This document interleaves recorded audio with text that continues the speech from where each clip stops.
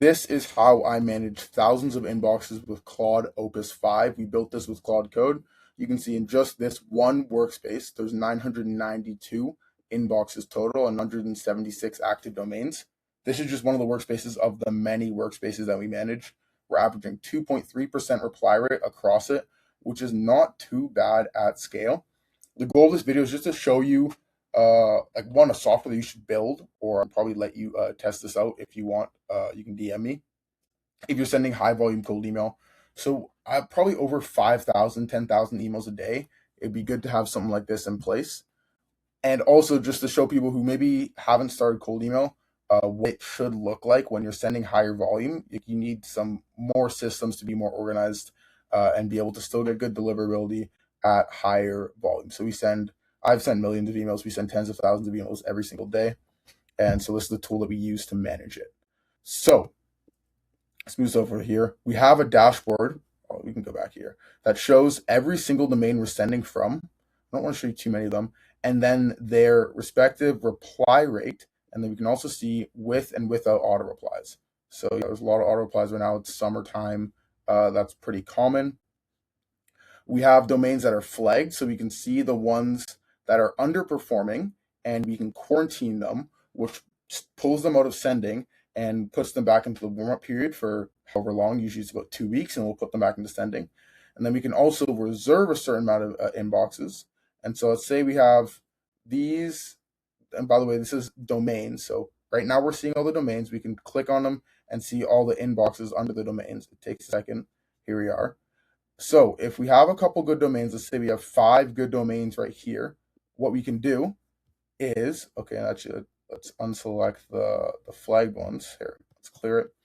Let's say we have 5 good domains right here, and we don't really need to be sending as much volume as we were before. We can select those 5 domains, and we can reserve them. And now what that does is that pulls them out of sending, and that just puts them into reserve. So it's similar to quarantine, except for these are good domains. And so then when we need to put more domains into quarantine, we can rotate in the reserve domains, which like our reserve inboxes, to keep the daily sending volume the same. So now these are reserved. We can take them out. I'm just leaving them there. It doesn't really matter. It's only 5 domains. And now these will stay warming up and we'll get better deliverability. So high level, there is so many different things that affect deliverability. I could not even get into it enough. But the main thing that I found you want to have is just extra infrastructure. Because there's always going to be things that burn your infrastructure.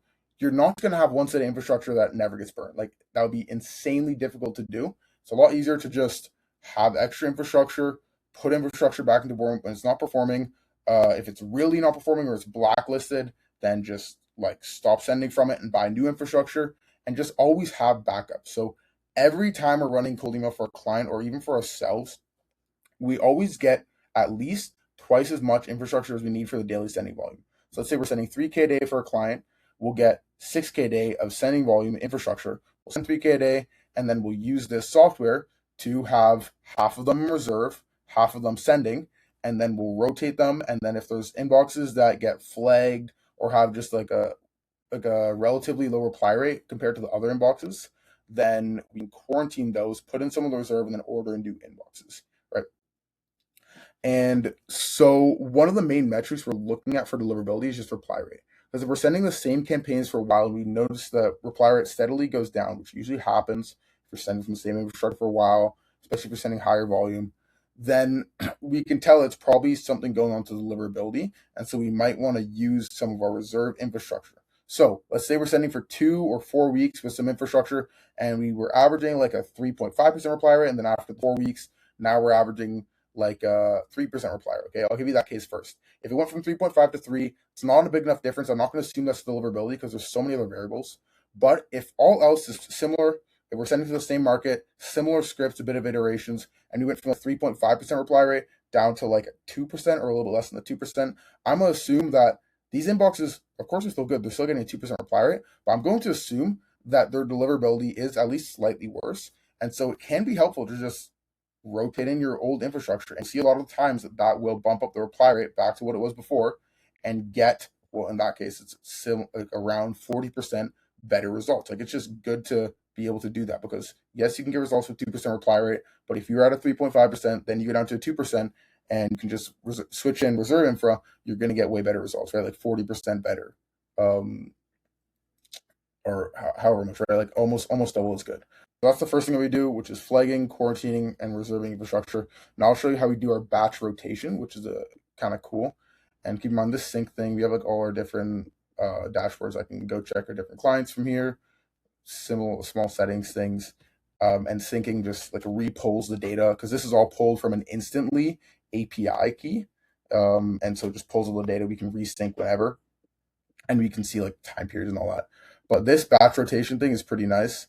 So right here it shows which tags are sending at certain times. So if you have a bunch of different tag domains, keep in mind this is kind of just like our workspace where we test different random things. So the volume and everything is just mean random places. But you can see like which tags we're sending from, which tags stop sending. And so normally on like a client campaign, we just have like two tags, like an A and then a B, and you see for about 2 to 4 weeks, you'd have one tag sending, then 2 to 4 weeks at the next tag sending, 2 or 3 weeks one, the next, and we just keep on going. Very, very easy to do. And then to do a new rotation, just rebuild this, let's see. So we can have rotation reminders, we get emailed, or it can just automatically happen. And then yeah, so right now we're on rotating every 2 weeks. I think we do is just order to click, yeah, so you just like click you just like click whichever ones you want to rotate. It's very, very simple. And then it'll show, okay, like this is the active inboxes right now. Next ones are going to be these ones. Very, very straightforward. Um, and so that's how we do rotation. Then domain swap. This is just for like bulk editing domain tags to keep it organized. So it looks a bit complicated because we build it for ourselves. And so I've kind of just built it to like be understandable for me. Let me try to explain this to you though. So if you have domains like the reserve pool, and let's say you reserved your A inboxes and now you want to pull them out of reservation, but you want to put them into the B inboxes category, then you can do that here. Or if you have extra A inboxes because a bunch of the B inboxes got flagged, and you can like level them out there or wherever, and pretty much just moving a bunch of different inboxes between tags. You can do that in this section. And yeah, so that's like pretty much the whole infrastructure management system. It's quite, I'd say it's decently simple. There's also little things that we can see per like the reply rates per email sent versus per lead contacted, include auto replies, exclude auto replies. You can see the bounce rates per domain. All this is nice. How many inboxes per domain? That's actually pretty huge. It's good to be able to see that. All right, all these different things that just give you a little bit more insights into your metrics, right? And so I think one of the biggest things about this is that like if I have a 3% reply rate across campaigns, or if, say if you have a 3% reply rate across campaigns, you probably have not realized that one of your domains is getting 8% reply rate. One of them might be getting a 1.6% reply rate, right? Like that you're getting aggregated metrics for all of your data. And so when you start to send high volume, you really need to pull that apart and look at where the actual metrics are coming from. I think it's absolutely essential. And so if you want 500 free leads, we have a software called mapsdata.ai where you can get 500 free Google Maps leads. And if you want to try out this software, it actually is just us using it right now. But if you're sending high volume cold email, I always love to connect with other people doing cold email. So just shoot a DM on X and you want to test out the software, or drop a comment and I can probably hook you up with it. Subscribe.